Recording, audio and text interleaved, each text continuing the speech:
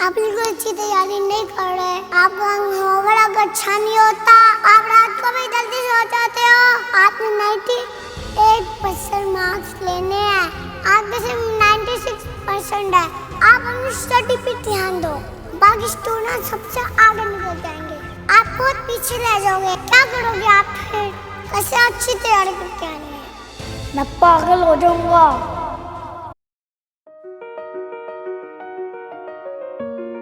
भाई क्या हुआ है? बहना मेरे कानों में आवाजें आती हैं टीचर की, आपने अच्छे मार्क्स लेने, आपने वो करना, आपने ये करना है। वो मुझे तंग करती हैं। टीचर की तो बात अच्छी होती है। मैं अच्छी तैयारी करता हूँ, मैं अच्छे मार्क्स लेता हूँ, फिर भी कहते हैं और अच्छे मार्क्स लो। मैं तंग आ जाता हूँ। भाई आपके रूम में थोड़े कम नंबर से आपको अच्छे नंबर नहीं है। बहना आप भी टीचर वाली बातें कर रही हो, क्या करूं? यार तो सारे मेरे पीछे पड़े, सारे कहते हैं अच्छे नंबर लो, अच्छे नंबर लो, अच्छे नंबर लो।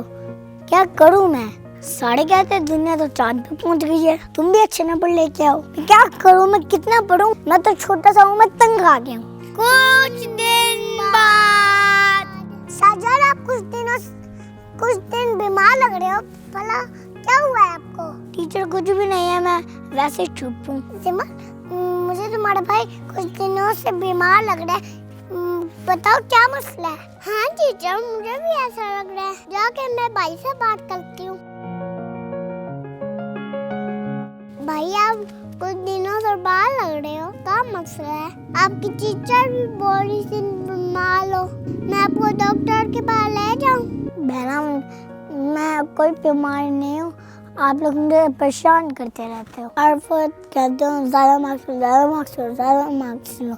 मैं क्या करूँ? मैं छोटा बच्चा हूँ, मैं तंग हूँ इन बातों से। मुझे खेलने के लिए टाइम दिया करे, मैं खेलना चाहता हूँ, मैं थक गया हूँ पढ़ के। हाँ, आपको खेलने के लिए भी टाइम देना चाहिए। हम आपको हर बार तंग करते हैं, हम बोलते हैं अच्छे नंबर ले आओ, अच्छे नंबर ले आओ। हमें हर वक्त बच्चों को पढ़ाई पे नहीं जोर देना चाहिए, खेलने को भी टाइम देना चाहिए। लाइक शेयर सब्सक्राइब कमेंट, पूरी